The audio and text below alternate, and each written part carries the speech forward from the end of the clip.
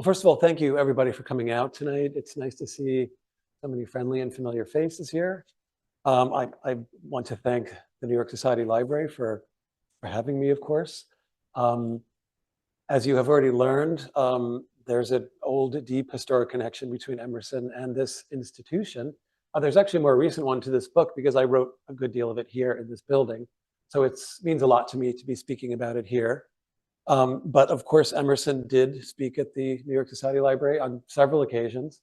The occasion you just heard about, March 5th, 1842, was when he delivered The Poet at the old building that was on Broadway and Leonard Street, which the library actually shared with the New York Athenaeum at the time. For me, the thought of Emerson speaking at the New York Society Library and me now speaking at the New York Society Library is very, very exciting. The idea that Whitman and Emerson were in the same room while that was going on is slightly mind-blowing for me. Whitman, who was not a famous writer then at all, he was a journalist, he was a printer. The triumph of Leaves of Grass was years in the future still, was covering it for a newspaper called the New York Aurora. And he wrote a mainly positive review of Emerson himself, but he was quite satirical about the crowd that was in the room. And if you'll indulge me for a moment, I would just like to read one paragraph from his review. Here we go. And by the way, he mentions Horace Greeley here, the great crusading newspaper editor and writer of the day. The transcendentalist, meaning Emerson, had a very full house on Saturday evening. There were a few beautiful maids, but more ugly women, mostly blue stockings, several interesting young men with Byron collars, doctors and parsons, Grahamites and abolitionists, sage editors, a few of whom were taking notes, and all the other species of literati. Greeley was in ecstasies whenever anything particularly good was said, which seemed to be once in about 5 minutes. He would flounce about like a fish out of water or like a tickled girl. Okay, now obviously this is a much more distinguished crowd than that, none of that kind of down market. If anyone wants to play the Horace Greeley role, talk to me later, we'll figure that out. Anyway, so that connection is obviously very exciting to me, and it's absolutely wonderful to be here. Having said that, let me turn to the topic of tonight's lecture. Emerson said there was one thing that we sought with a kind of incredible relish our whole lives, and that was to forget ourselves, to be surprised out of our propriety, he said, to do something without knowing how or why. And there was this sense in which the capacity to surprise, and even more the capacity to be surprised, was very crucial to the way he thought about everything. He, after all, did think that everyone should have, as he put it, an original relation to the universe. That meant seeing everything afresh. That meant not taking the word of the community or the church or the state. It also meant a constant sort of re-examination of your own life.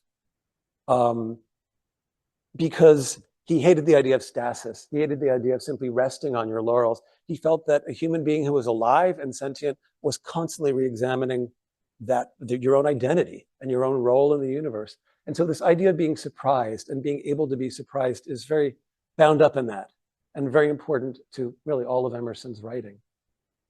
I therefore wanted to take a leaf from him or use that as a thematic springboard and talk to you tonight about some elements of Emerson's life that surprised me while I was writing this book. A biographical relationship, it goes on for 10 years with another human being, even a dead one, can be extremely intimate. You sometimes think there are no more surprises left, but there are elements of Emerson's life that really did surprise me, that ambushed me in a way. I don't mean by their very existence. These are not elements of Emerson's life that no one ever heard of. I didn't find them in a dusty archive. They're just elements of his life that elucidated something about his work for me or surprised me and drew me in because there was a kind of emotional power to them or cultural complexity to them. So I'd like to actually dwell on 3 of these elements from Emerson's life. In each case, I will read a very short excerpt from the book. I don't want to stand up here reading, so I'll mostly just be talking to you. But in each case, I will read, again, thankfully, short excerpt, which will substantiate what I'm saying, and I guess also give you a sense of what the book sounds like. So the first element of Emerson's life that I want to talk to you about and share with you is his second wife, whose name, once they were married, was Lydia and Emerson. Emerson had been married once before. Early on, when he was in his 20s, he was actually 24 years old, he met a beautiful, vivacious, consumptive, meaning very pale, bookish, charming teenage girl when he was preaching in Concord, New Hampshire, not Massachusetts, but New Hampshire, quite at some distance. Her name was Ellen Louisa Tucker. She was 16 years old at the time, and Emerson was 24. So there was an 8-year age gap between these people. They seem to have fallen for each other immediately and become very infatuated. There was a long courtship, nonetheless, and there was a long engagement, which is to say that they got engaged when she was 17. They married when Ellen was 18, and she died at age 19 of tuberculosis. She was already infected with consumption, as they called it then, when Emerson met her. And for that matter, Emerson had just clawed his way back from his own episode of TB, which was the greatest killer in the Western world, aside from war, during this whole era. Everyone in Emerson's family had it. He lost his father to it. He lost eventually his 2 younger brothers to it. And he lost his first 19-year-old wife, Ellen, to it. And it was a devastating thing for Emerson. He never really got over it for the rest of his life. This was a person he had just loved so intensely. The sense of loss was terrible. A very famous sort of incident in Emerson's life is about a year after Ellen died, she was buried out in Roxbury, which I think was about an hour walk for Emerson from where he lived. He would go out to Roxbury to her grave all the time. And on one occasion, he opened up her coffin to look inside it about a year after she died. He did not say anything else about what he saw there, but the intensity of the relationship is just very, very clear. And Emerson said famously, there was one birth, there was one baptism, there was one first love. And he seemed to be closing the door by saying this to a romantic or, a romantic life, a life of love, marriage, companionship. Nonetheless, 4 years later, in 1836, he encountered this woman named Lydia Jackson in Plymouth, Massachusetts. Lydia Jackson had lost both of her parents when she was an adolescent, I think. So she was raised in the households of various relatives. And she was a rather intense person with great both spiritual curiosity, intellectual, cultural curiosity. She was very interested in making up a sort of do-it-yourself eclectic brand of Christianity. In other words, she had been raised in the Congregational church, in the Puritan church, that is. She saw very early on that that was not going to answer her spiritual quandaries. She was interested in Unitarianism, and in fact, seems to have seen her future husband giving a sermon in 1829, back when she didn't know who he was, in Boston. She wandered into a Unitarian church where he was speaking, and she was very much struck by the eloquence of his words and by his incredibly long swan-like neck, the likes of which she had never seen on a human being before. I'm sure that memory stayed with her. And so when they re-encountered each other, they hit it off. Now, some of the things I learned about Lydia Jackson, as she was still called then, were that she went through this regimen when she was a teenager of intense sort of spiritual purification and mortification. So she did things like staying up into the late hours of the night, reading theological tracts and the Bible and so forth.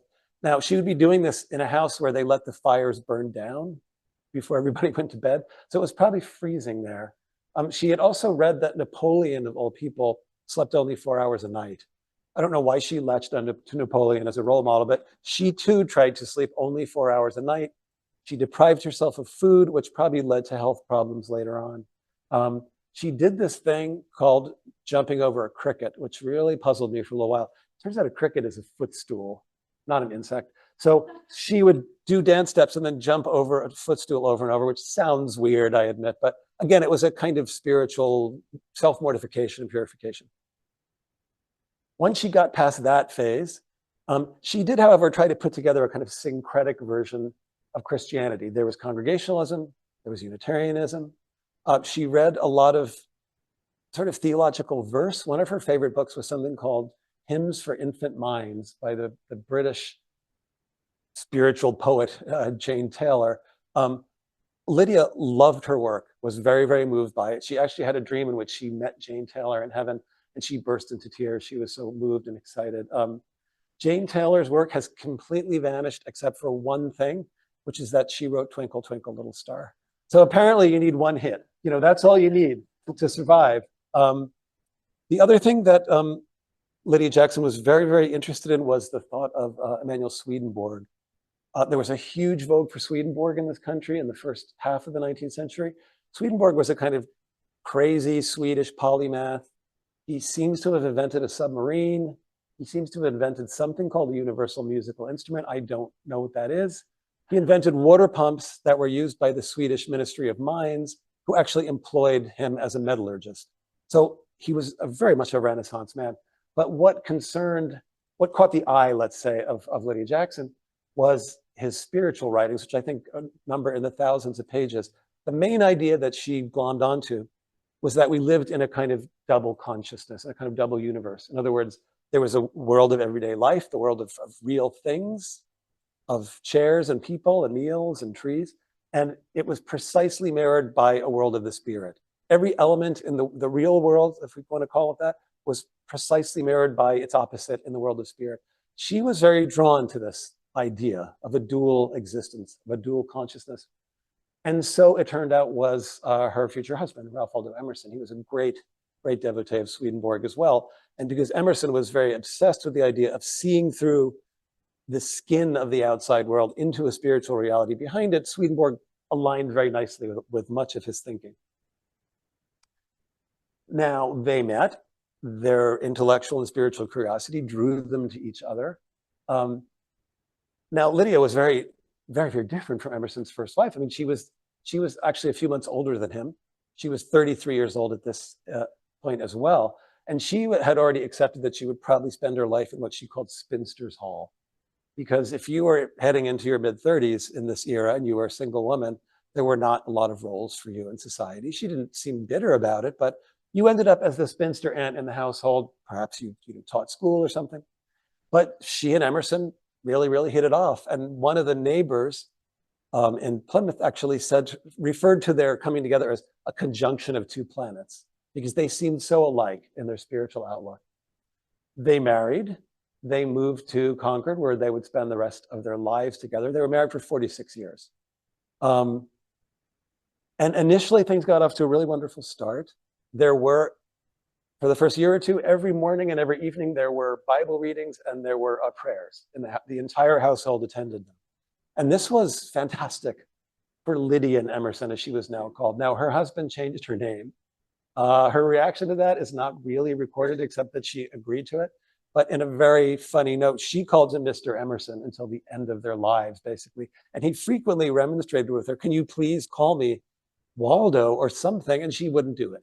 So I feel that there's a kind of war of the names here where they each try to define each other. Anyway, Lydia loved these morning and evening prayers. She wrote to her sister to say that these were the happiest hours of her life, really.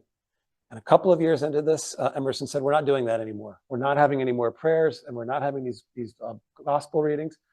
And this was a crushing thing to Lydia and Emerson, because she realized at this moment that her husband was not a Christian, that she had entered into this marriage in a slight state of confusion, because Emerson seemed like her, a maker of a kind of eclectic form of Christianity.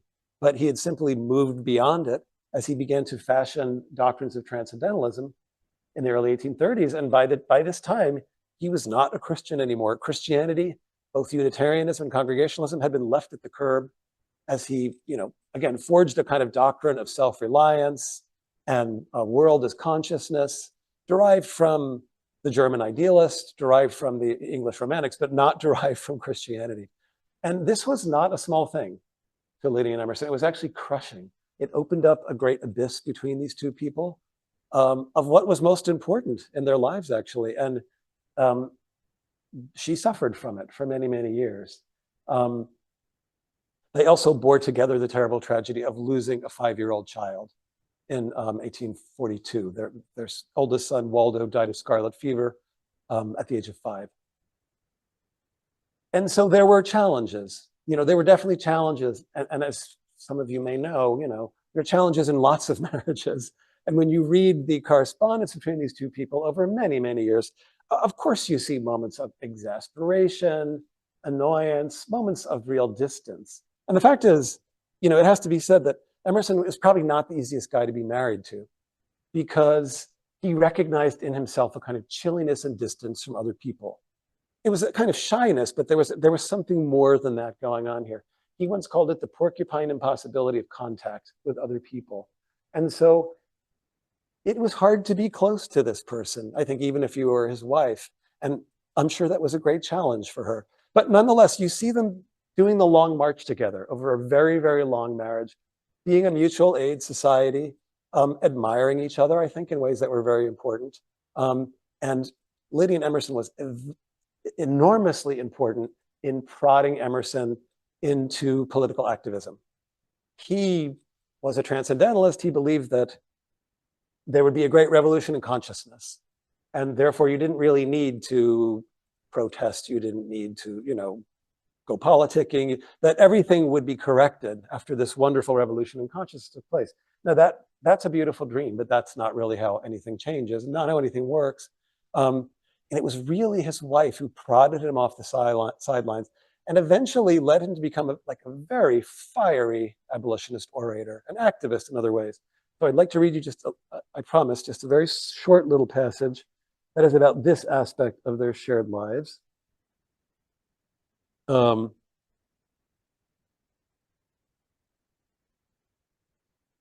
Here it is. Yeah, and by the way, Lydian was also into other great reform movements of the early 19th century, of which there were many. And some of them sound absolutely kooky now. Lydian was also a great proponent of animal rights, which was not really a majority position in 1835.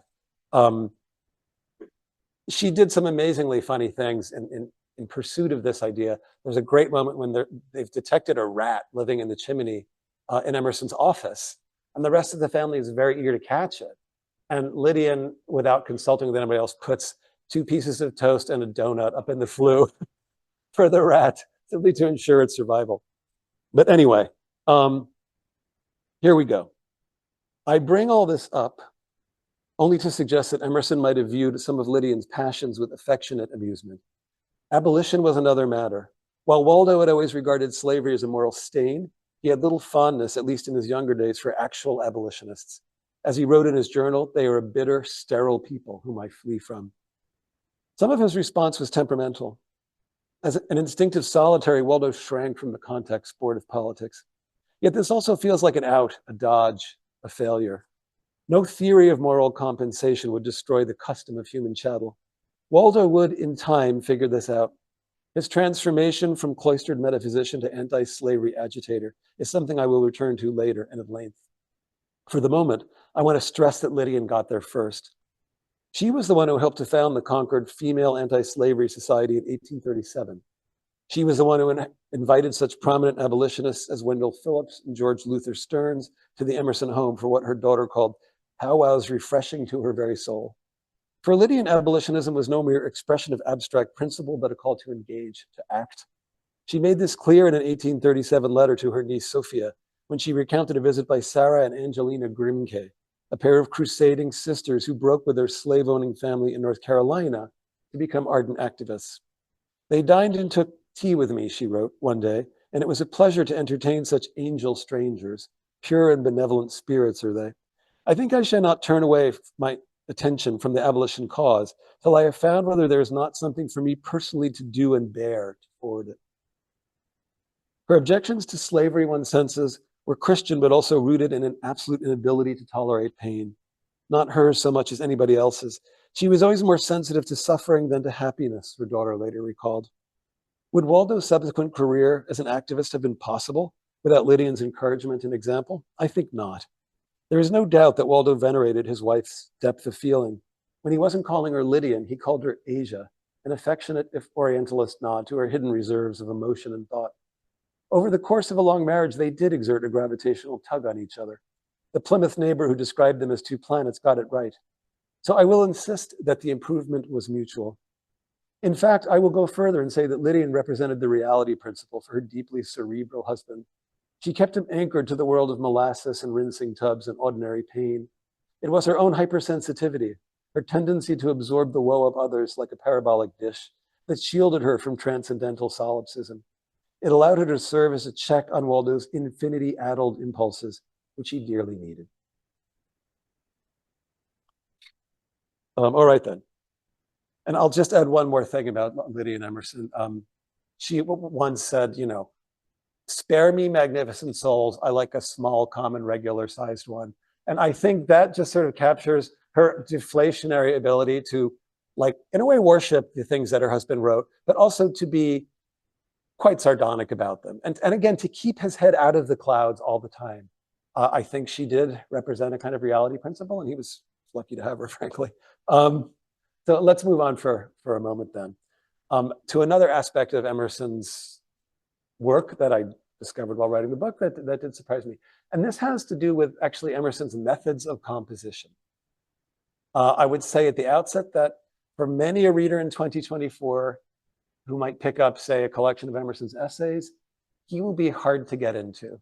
Now, without a doubt, there will be some people who find his work instantly electrifying, and, you know, God bless them, I'm so happy they exist. But his tone can be alien and opaque in certain ways to a modern American reader. Now, there's a couple of reasons for this. First of all, he was born in 1803. You know, he writes the prose of someone born just one generation after the American Revolution. And I think for anybody reading now, it takes a while to tune yourself to it, to its texture, and particularly to its pace. You know, you can't rollerblade through 19th century prose. You have to stay with it. You have to adjust to its own tempo, and you have to go slow. And I think that's hard to do now. We want to move fast. The other thing that may be off-putting to some readers now is that Emerson spent 3.5 years in the Unitarian pulpit. The Unitarians in particular loved a very literary and embellished form of sermonizing. They loved the Augustan essayists like Joseph Addison and Richard Steele, and Emerson inherited that. And there's certainly a kind of perfume of the pulpit in some of his writing. It's very ruminative. It's never narratively driven at all. And it may have a little bit of that loftiness, a little bit of, you know, ministerial elevation, which again, we don't always warm to in this day and age. But I think those two things could be adjusted to fairly easily. I mean, you could spend some time with this prose, you could get a sense for what it's like, just as we do when we read Dickens. I mean, most people, after a little adjustment, don't find it hard to read Charles Dickens, even though he's another Victorian.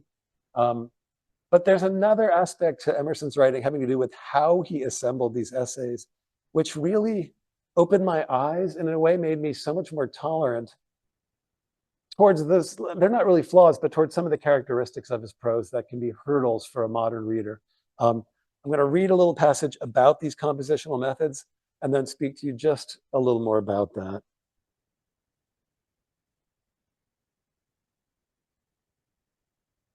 Oh, the thing to say at the beginning, because I'm talking about this right at the beginning of this passage, is that he really was a man who lived and died by the sentence as a writer. You know, he likes the small, extremely compact, concise expression. Sometimes he works by the paragraph and has, you know, there's obviously, you know, many, many incredible mounting paragraphs in his work, but he considered the sentence really his unit of thought and his unit of composition. And so this passage begins with a little bit about that.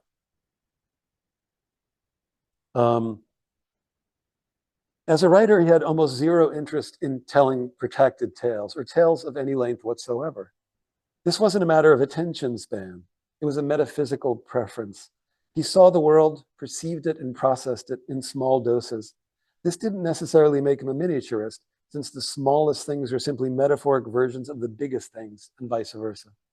An epic could be jotted on a thumbnail, an aperçu inscribed in the very cosmos, but the way to do it was by the sentence. Now, Waldo had no qualms about this. He was perhaps a touch apologetic in a letter to Thomas Carlyle, in which he wrote, "Here I sit and read and write with very little system, and as far as regards composition, with the most fragmentary result. Paragraphs incompressible, and each sentence an infinitely repellent particle."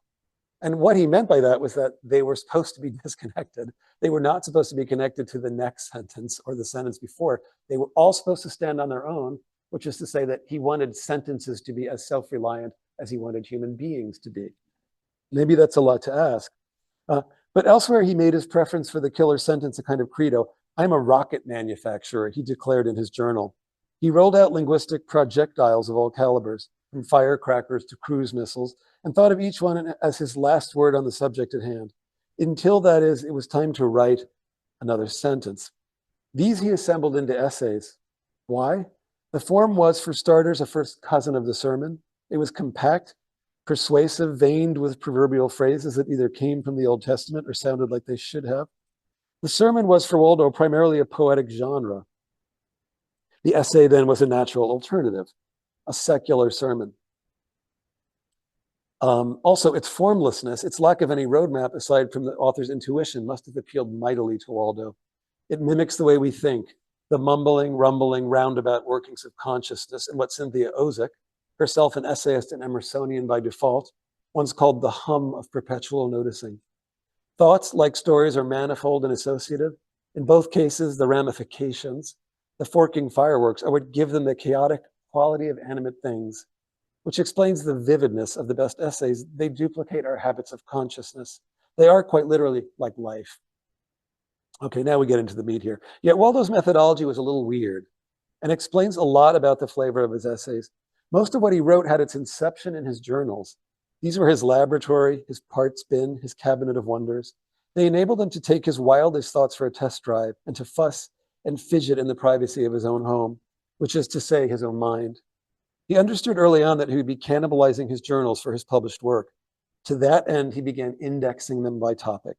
That is, if he wrote a pungent paragraph about friendship or pine trees or the many defects of Unitarianism, he made note of the page and volume in a separate notebook. He did this year in and year out, a massive effort that paid major dividends once he set to work as an essayist. Whenever Waldo settled on a topic, he simply consulted his index, pulled all the relevant sentences and paragraphs, and spliced them together. His great friend Bronson Alcott once described this procedure, which we might call composition by database, in detail. Alcott acknowledged that some of Waldo's readers were thrown by his creations with their meager sense of forward motion. It makes no difference, they say, whether you begin at the last paragraph and read backwards or begin at what he meant for the beginning, Alcott wrote.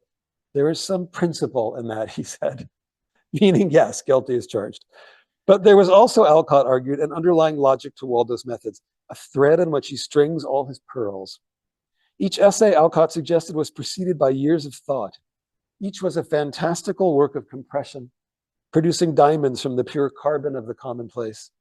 The labor, in other words, was ongoing and subliminal. The cut and paste job was merely a final consummation, during which the author assembled whatever he had and, Walcott said, written perhaps during the last 20 or 40 years, touching the question or subject. He copies the passages off, sees in what order they can be strung together, perhaps spreads them before him. I remember hearing an instance when a neighbor went in to see him, and there was the philosopher and poet, leaning over his paper spread out on the floor before him, singling out paragraphs perhaps, or trying what would be best for the introduction. Not every reader was persuaded. In a famously tart assessment, the author and pioneering feminist Margaret Fuller compared the essays to a string of mosaics or a house built of metals. She was one of Waldo's biggest fans, it should be noted, the ideal audience for his Roman candles. She recognized the sublime quality of the individual sentences while quibbling with the somewhat random relationship of one to the next. What she really wanted was what many of us want from an essay, an orderly progression of thoughts. Now, this is a really weird way to write essays. I hope you all understand that. Lots and lots of writers have notebooks in which they gather material and try out little bits, but that's not what he was doing. He made hundreds of pages of indexes for everything he ever wrote.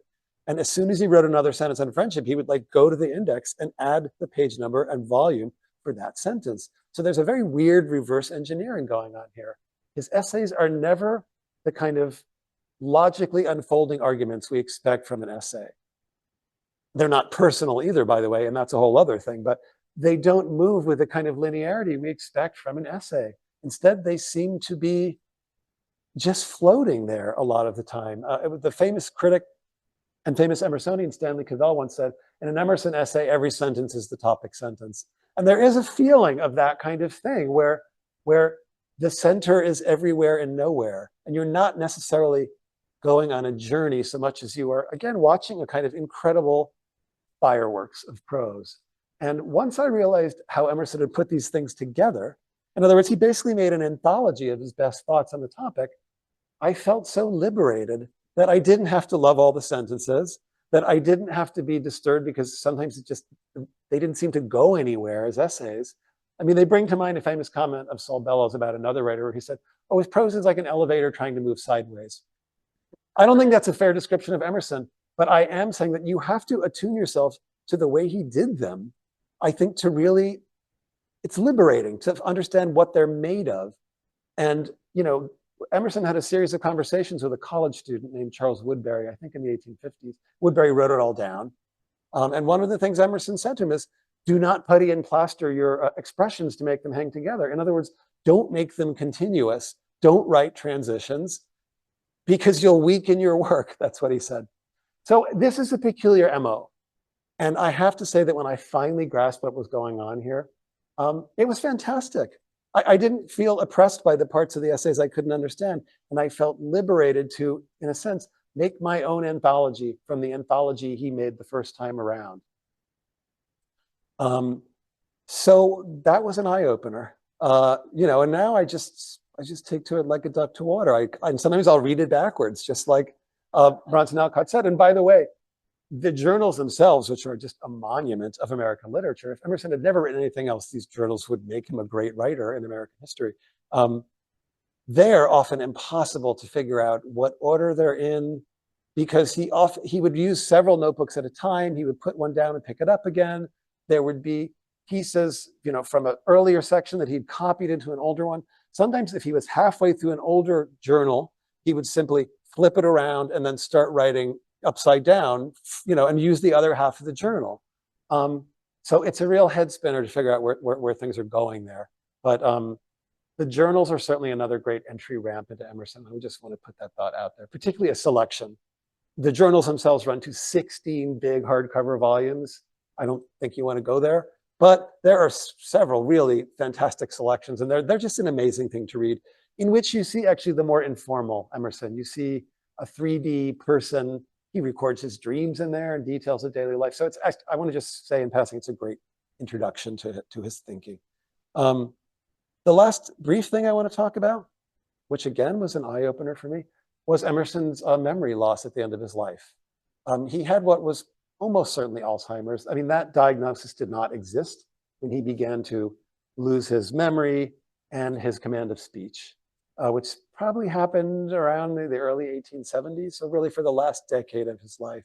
It seems not to have proceeded in a regular lockstep way. There seemed times when he was more present, more articulate, but undoubtedly he began to suffer from this deteriorating illness. He did the kind of workarounds that people with Alzheimer's do now, where he called his dressing gown the red chandelier. He called an umbrella the thing that is taken away, which suggests that everyone was always stealing your umbrella, even back in 1870. But first of all, it's enormously sad for anyone who is suffering from this. For Emerson, a person who lived for language, who not only saw language as an incredible form of self-expression and as a kind of dictionary or glossary that would enable you to read through into the spirit world behind that, but language was his life. And I think to have that sort of trickle away over a 10-year period was enormously difficult, enormously sad for him. There's an amazing moment when his house had burned down in Concord in 1872. He went to Egypt with his daughter Ellen during the months that the house was being rebuilt. When he came back with Ellen at the end of this period, they took a train from Boston to the Concord train station, and the entire town had turned out to greet them. It's a very, very touching moment to read about. Literally everybody was there, in coaches, on horseback, with baby carriages. Ellen, Emerson's daughter, was very moved by it, but as soon as Emerson stepped onto the platform, he said, "Is today a public holiday?" Because he had no idea the celebration was for himself. So let me just read a little tiny bit here, and then I have one or two more things to say, and then. Okay, this is just actually about a visitor to Emerson in the very, very late stage of his life. And I find it poignant in the way that the story about coming home is. Who knows when Waldo forgot that he was forgetting? As late as 1882, meaning the year he died, Lydian was still teasing him for insisting that his watch was lost, suggesting that Ellen would simply search all the hiding places in which she is accustomed to find your daily lost wallet. But when a visitor showed up on Waldo's doorstep just a few months earlier, he observed a man who had lost not merely his wallet and watch, but his actual identity, who had lost himself. The visitor was Edward Bach, an enterprising 18-year-old who had already discovered the allure of celebrity culture. Later on, he would be editor of the Ladies' Home Journal, a rock-ribbed conservative, and such a ceaseless booster of the suburban bungalow that Theodore Roosevelt, who had come a long way since rowing Waldo and Ellen across the Nile, declared him the only man I ever heard of who changed for better the architecture of an entire nation. For the moment, though, he was simply a Western Union office boy with lots of pluck and an autograph book. Bach knew how to network. After charming Oliver Wendell Holmes and Henry Wadsworth Longfellow in quick succession, he found himself in Concord, charming Louisa May Alcott. She somewhat hesitantly agreed to walk him over to Waldo's house. Why she did so is a little puzzling. She surely knew the score. At Bush, which is the house, Ellen, Emerson's daughter, tried to turn them away. Father sees no one now, she said, and I fear it might not be a pleasure if you did see him. But Bach persisted, and eventually Alcott escorted him into Waldo's study, where the teenager's celebrity quarry stood up and shook his hand. What followed was not, as Ellen had predicted, a pleasure. Bach thought he detected a flare of sentience in Waldo's eyes as they shook hands. After that, though, there were merely degrees of absence. Waldo urged his young visitor to sit down, stepped away to look out the window, and began whistling. He had clearly forgotten that Bach and Alcott were there. When he noticed them again, he no longer recognized Alcott. He was living eerily in a kind of eternal present, in which no memory can be retained for more than a few seconds. His old wish to escape the past had been granted. When an increasingly nervous Bach asked for Waldo's autograph, his host was stumped for a moment. He no longer remembered who he was. Please write out the name you want, Waldo said, and I will copy it for you if I can. Bach picked up a slip of paper and wrote down, Ralph Waldo Emerson, Concord, November 22nd, 1882. Slowly and with difficulty, his hero obliged. All minds quote, as Waldo had once said. He misspelled the name of the town in which he had lived for 50 years. He also forgot that he had signed the autograph book the moment that Bach slipped it into his pocket and offered to do it again. This time he managed to sign his name, to memorialize in shaky script his sublime and mostly dissipated self without any coaching from his visitor. Now, that is certainly a sad place to conclude, so there's something else I would like to say, which is that in this final phase of his life, certainly the last 10 years, a very interesting thing started to happen to Emerson, to a man who, again, had erected a whole philosophy, a whole religion in a way, on self-reliance, on what he called the infinitude of the private man. The idea was that you essentially didn't need other people, and that other people were, in fact, a kind of contaminant that you needed to stay away from.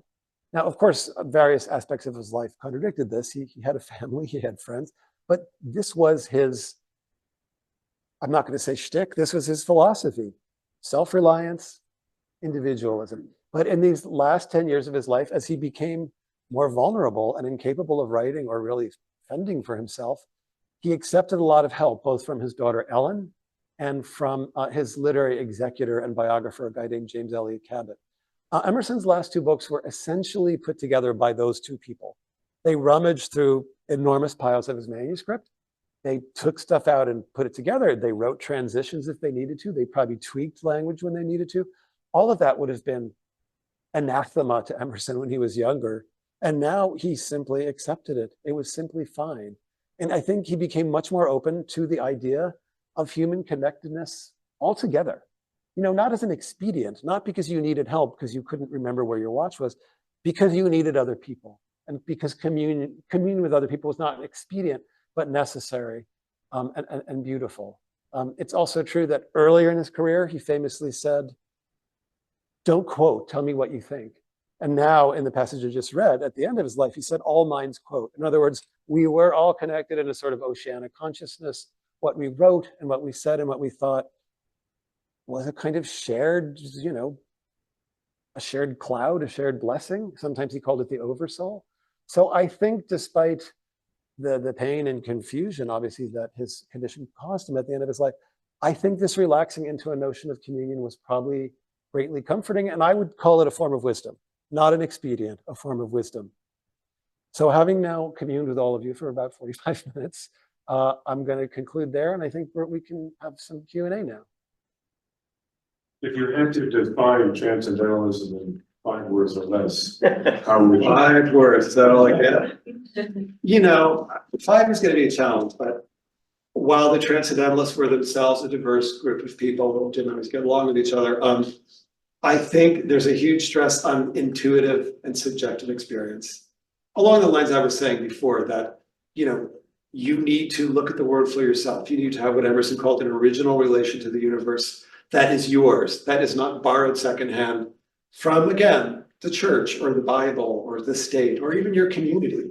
So I think that was the spine of transcendentalism. There are other aspects of it. And of course, there was a very strong wing of social reform connected to transcendentalism, which is important to note because even in Emerson's time, sometimes the movement was ridiculed as a sort of spiritual fog machine. And there were aspects of it that were like that, but many transcendentalists were very involved in the reform causes of the day. So I would put all that together. It's more than 5 words, though. I'm sorry. Anybody else?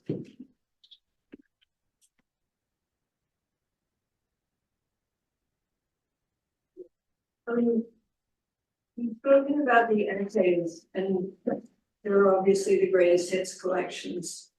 Is there an essay or two that you feel should be among those but isn't? Well, you know, Emerson published 2 collections of essays in his lifetime, one in 1842, one in 1844. And those are sort of canonical, and you will basically find all of those essays in, say, the Library of America.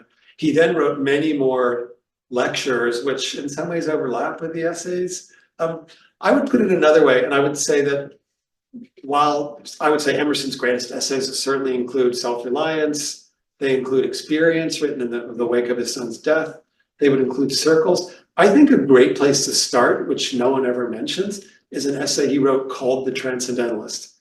Because for a change, he's actually trying to explain something and make it clear.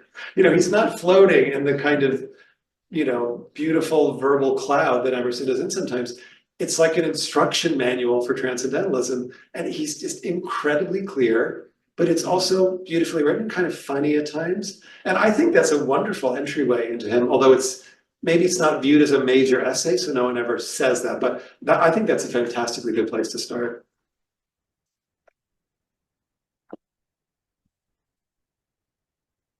There were a number of Black families and Black single people living in Concord in the 1830s and 40s, pretty much at the margins of things. What was the Emerson family's relationship with those? That's an interestingly complicated question because, you know, there were typically 2, 3, 4 dozen Black people living in Concord at any given time. Prior to 1783, when slavery was outlawed in Massachusetts, Emerson's grandfather, William Emerson, owned some slaves, one of whom, you know, lived in the attic at the old manse in Concord.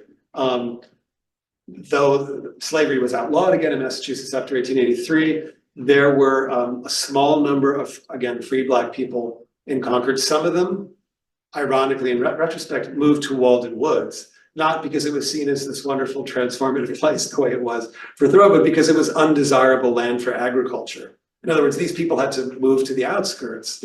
And also because of the fact that the white citizens of Concord were not particularly supportive. A lot of the people who moved, say, to Walden or to another area called the Great Meadow, their families died out within a generation. They were treated very badly by the citizens of Concord. Now, Emerson, sadly, probably encountered very few Black people in his entire life. There were a few dozen in Concord, as you say. Emerson was born and grew up in Boston, where there were certainly more free Black people, but by percentage, it was very, very small. And so, so much of Emerson's thinking about race and Black Americans is rather abstract. You know, he shared a pulpit with Frederick Douglass in 1844. He actually intended to praise Douglass in his speech, and for complicated reasons, he did not. I would love to know whether did those 2 people talk to each other? I mean, I wish there was some way to find out. But Emerson's interactions with actual Black people were scanty. And I think that's unfortunate, but that's the way it is.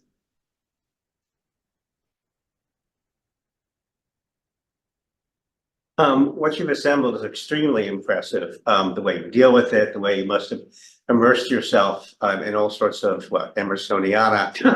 But I'd like to ask one of those naive questions, which is why Emerson? What drew you to this huge labor? Yeah, that's a good question. I haven't been an Emerson fanboy my entire life. I really think it was around 2000, so I guess it's 25 years ago. The short version is that I was having a very miserable time in my life in all sorts of different ways. And as I've discovered, people who are in the midst of great tribulations are kind of often drawn to Emerson. And it doesn't seem logical in a way because he's not a personal essayist and he can be hard to get into. But I found that I was really responding to the ecstatic note that was in a lot of these essays and to another thing, which is that I think he's always trying to tell the truth. Despite the finery and embellishment of his prose, and despite getting it wrong, obviously sometimes, I think there's a powerful truth-telling impulse. And that got me really interested in him, and that led to immersion in other biographies, in his letters, in the journals. I did not think I would write a book, though, simply because I thought an agent would laugh at me if I brought the idea of an Emerson book as a hot commercial prospect to anybody. But it was, in fact, an agent who said to me, have you ever thought of writing a book on Emerson? Very much out of the blue. And that person is now my agent, obviously. And I wrote a proposal, you know, and he sold it. And there were some bumps in the road over a very long gestation period. And I sort of changed horses, but, you know, I ended up with Princeton, which has done a wonderful job. And but it's a process that began 25 years ago. I think, though, what really happens is that a person gets under your skin, you know, like their thinking, who they are, their experience, something hooks you and you can't let go of it. And, you know, suddenly, you know, 10 years have passed and you've just been reading and reading and reading and having a kind of, you know, platonic relationship with this person, who in some ways you know more about than some of his contemporaries because you've got all the journals, you've got all the letters. And so actually what I really wanted to do in the end was to see how close I could get to this person. So I think that was seeded by this early, like, the guy's under my skin, what do I do? How can I learn about him? And, you know, if I succeeded, great. Oh, there's some coming back there.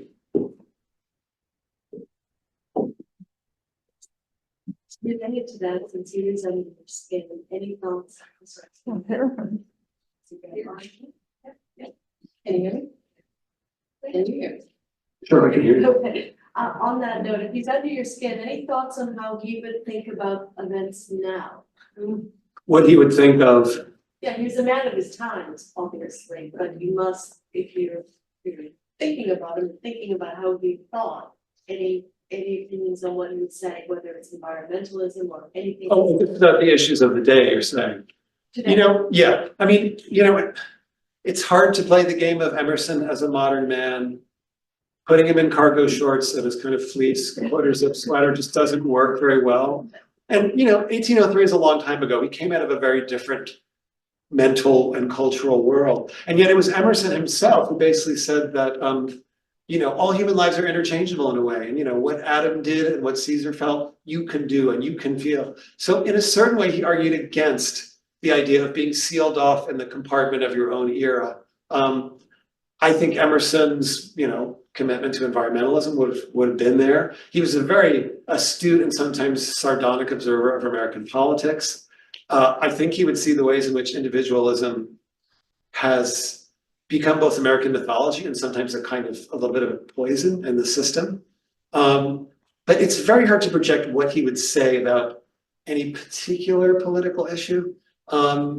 I mean, the great political issue of his lifetime was slavery and abolition, which eventually for 15 years he threw himself into. I guess I would say that some liberation movements, and also he had very mixed feelings about capitalism. He was fascinated by money. I mean, I don't just mean in having and spending away. He was fascinated by its metaphysical operations, its way of turning one thing into another, which is very transcendental. But he had some real doubts about the rise of industrial capitalism and in the way he thought it was not just vulgarizing, but weakening and corroding American culture. So he'd probably be pretty interesting to hear on financial regulation and things like that, but it's hard. He takes so many sides and so many issues that it's hard to say with certainty exactly what he would be doing. Oh, this gentleman here again. I saw a column of questions. You talked about his abolitionism. What did he think of John Brown's violent insurrection? Oh, that's a great question. Emerson and all the people in Concord worship Brown. I think in some ways because whatever you want to say about what he actually did, both at Harper's Ferry and before that, he was a man of action. He was carrying out his political beliefs in a way that transcendentalists tended to do more on the page. So Emerson donated money to John Brown earlier, in other words, before Harper's Ferry. Brown stayed overnight at Emerson's house when he came to Concord. After Harper's Ferry and Brown's death, both Emerson and Thoreau basically regarded him as a kind of a contemporary Christ.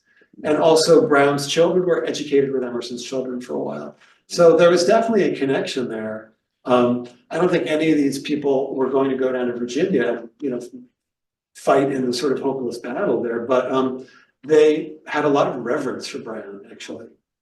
So.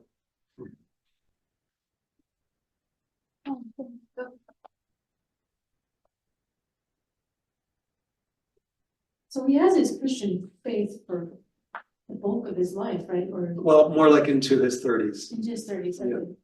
After that, after he doesn't want to do the prayers anymore, how does he treat all this knowledge that he has? Does he treat the people of the Bible like historical figures? He doesn't have a faith that Christ, Yeah. he doesn't really, he just totally loses that. No, I mean, he doesn't really. The thing is that the Unitarian tradition he came out of was in a way like a kind of a prep school for Unitarianism.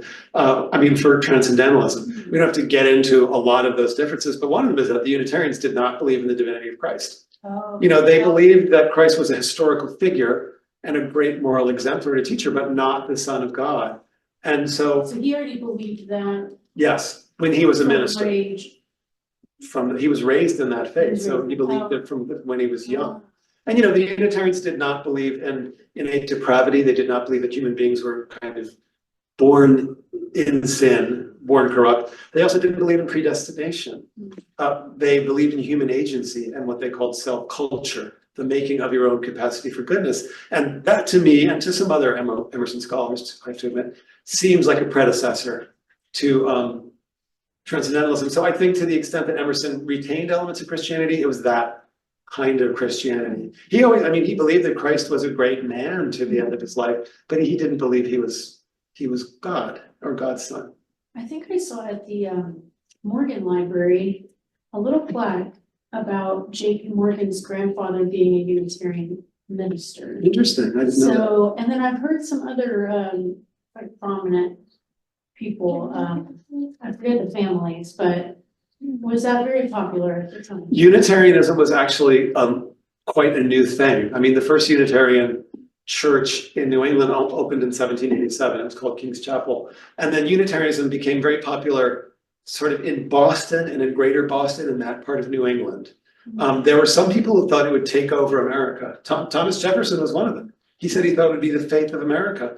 But in fact, it was swamped by the rise of evangelical Protestantism in the first half of the 19th century. So the Methodists, the Baptists, the Disciples of Christ, they just mushroomed at an incredible rate. And the New England creeds, they didn't go away, but they kind of were overtaken by other ones. Emerson was not an evangelical in any way, but I think there are interesting connections between his idea that your connection to God should be direct and not mediated.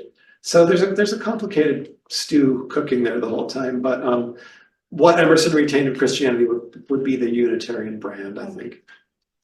I did think of something else, which is how much of this collection were you able to use here at the library? Oh, you mean the books that are here? Yes. I probably took some books out of here, but I became a kind of rabid buyer of used copies of books relating to Emerson in any way, which are just clogging up the entire house now. I'll buy anything. It could be like Emerson's party recipes, Emerson's, it doesn't matter. If Emerson's on it, I'll buy it. So I probably did take some books out here early on, but I kind of lost control in about 2015 or something like that. It's been a problem ever since, so. Anyway, well, thank you so much. Oh, do we have time for one more? It's up to you. It's okay. I'll give a very concise answer. Did he have any relationship with Lincoln or any other politician? I mean, he's living in. Yeah, he had relationships with some of them. He worshipped Daniel Webster and then came to despise him after Webster supported the Compromise of 1850. Lincoln, however, in 1862, I think Emerson went to Washington, DC, and he spoke at the Smithsonian. And I think he met with Lincoln twice. He went over to the White House where Lincoln's sons were having their hair barbered, and he chatted with Lincoln while that was going on. Now, there's some sense that he might have lobbied Lincoln a bit to speed up the Emancipation Proclamation. That's not really recorded. There just seems to be some sense that he might have urged him to, because Emerson thought it was going too slow. Emerson had some doubts about Lincoln early on, but you know, as we got deeper into the Civil War and when the Emancipation Proclamation took place, he came to admire Lincoln greatly. He didn't know him well personally, but he admired him very much. Thank you. Sure. Okay, well, Thank you so thank you much. very much, everybody.